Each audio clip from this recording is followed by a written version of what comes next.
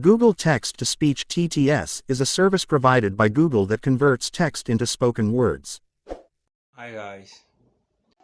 Hi, in this video I'm going to show you how to change Google TTS voice.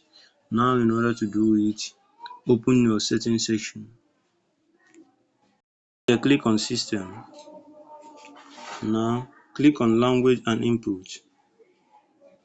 Here click on text to speech output.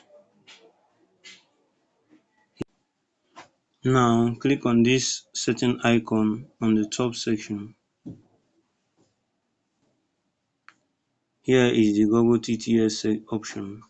Now to set the voice, to change the voice, click on install voice data. Here are the Google Voice Data languages. You can see it. Now select the language you want. Now here are the voice based on the language you selected. Here are the This is voice. an example of speech. This is an example of speech. This is an example of speech synthesis in You can see English. the This is an voice. example of speech To synthesis in select it, English. click on this circle icon to select anyone you want. That's how to change the Google Voice to any voice, whether male or female. So guys, see you on the next video.